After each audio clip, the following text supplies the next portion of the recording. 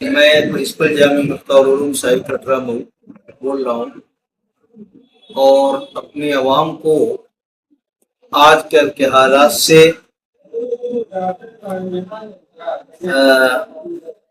सूचित कराना जानता हूँ और बतलाना चाहता हूँ कि ये जो आजकल प्रोग्राम चल रहा है यूपी में, राजस्थान में, गुजरात में आए लोग मोहम्मद सल्लल्लाहु अलैहि वसल्लम के नाम से हमारे मजहब की कभी भी ये परंपरा नहीं रही है कि इसको सड़कों पर इस तरह आम किया जाए और इस पर राजनीति कार्ड खेला जाए। ये हमारी धार्मिक चीज है, मजहबी चीज है। हम इसको अपने बच्चों को तालीम देना है तो हम किसी संतता में, मस्जिद में, घर के अंदर बैठ करके उसकी तालीम दें और आप अलैहिस्सलातु वस्सलाम ने जो कुछ तालीमात हमको दी हैं उन तालीमात पर हमको ज़्यादा से ज़्यादा अमल करने की कोशिश करनी चाहिए, न ये कि इस पर राजनीति करनी चाहिए, सियासत करनी चाहिए। ये आजकल जो हालात चल रहे हैं ये सिर्फ सियासी माहौल गर्म किया जा रहा है, राजनीति की जा रही है, जिससे कि बजाय फायदा होने के गरीब जनता का जबरदस्त नुकसान हो रहा है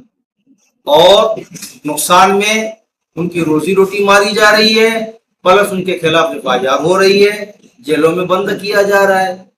इसमें हमको अपनी समझदारी से काम लेना चाहिए और जो कुछ तंजीमें ये कर रही हैं इनकी हमको मुखालफत करनी चाहिए। हमारे शरीयत की कभी भी तालीम नहीं रही है कि इस तरह सड़कों पर एहतजाज करके इस काम को किया जाए। ये ठीक है कि हिंदुस्तान के संविधान ने हमको अपनी आवाज बुलंद करने का अधिकार दिया है, लेकिन इस तरीके से नहीं जिस तरीके से हम मुख्तलिफ जगहों पर कर रहे हैं, बल्कि संविधान ने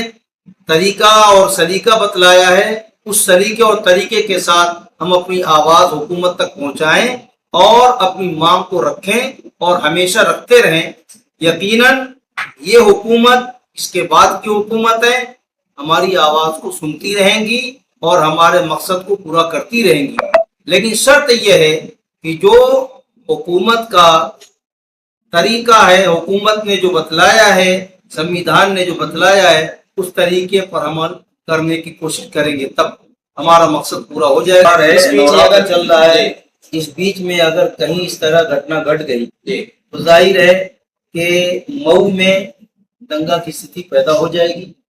जो हम सब के लिए इंतहाई नुकसानदेह और तकलीफदेह। हम भी परेशान होंगे, प्रशासन भी परेशान होगा और दूसरे अवाम भी परेशान होंगे। इसलिए मैं तमाम मऊ के बाशिंदों से अपील कर रहा हूँ कि जो हमारे हिंदू भाइयों का त्यौहार है, इस त्यौहार को उनको अच्छी तरह मना देना चाहिए और उसमें हम अपने खामोशी के साथ, बल्कि उनकी कुछ मदद करके उनके त्योहारों को अच्छी तरह पूरा अंतिम समय तक उनका साथ देते रहें, ताकि वो हमारे त्योहारों पर भी हमारा साथ दें। क्योंकि इस्लाम ने हमेशा भाईचारे की तालीम दी है, कभी दुश्मनी की तालीम नहीं दी है। यहाँ तक फरमाया कि अगर हमारे पड़ोस में हिंदू रहता है तो हमको पहले उसकी खबरगिरी करना है,